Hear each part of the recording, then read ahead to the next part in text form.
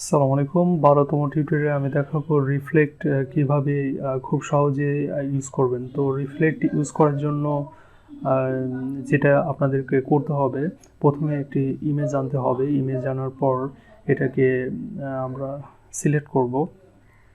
Select করার পর আমরা উইন্ডো গিয়ে এটা ইমেজ টেক করব। ইমেজ টেক করার পর আমরা প্রিভিউতে যাব। প্রিভিউতে গিয়ে অ্যাডভান্সে ক্লিক করব। তো অ্যাডভান্সে ক্লিক করলাম। ক্লিক করার পর ইগনোর হোয়াইটটি দিয়ে এটাকে আমরা ইমেজটেক করে এটাকে এক্সপান্ড করব। অবজেক্টে গিয়ে এক্সপান্ড, ওকে। ওকে দেওয়ার পর যেটা করতে হবে, এটাকে আনগ্রুপ করব। আনগ্রুপ করে জাস্ট প্রথমটা আমরা সিলেক্ট করব। সিলেক্ট করে ড্র্যাগ করে টেনে মাঝখানে নিয়ে আসবো। মাঝখানে এনে যেটা আমাদের করতে হবে, এটাকে আমরা জাস্ট কালার চেঞ্জ করে দেব। যে কোনো একটি কালার সিলেক্ট করব। তো সিলেক্ট করার পর আমরা এটাকে সম্পূর্ণ গ্রুপ করব।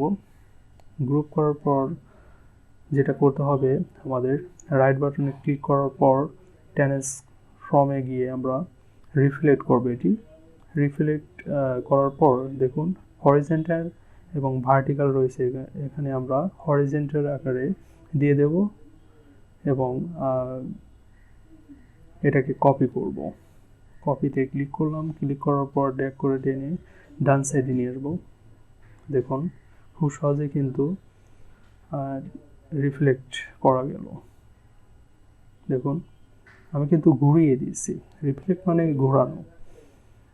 তো এটাকে যদি আমি চাই যে ভার্টিক্যালি না হয়ে হরিজন্টাল হোক, এটা আমরা করে দেব।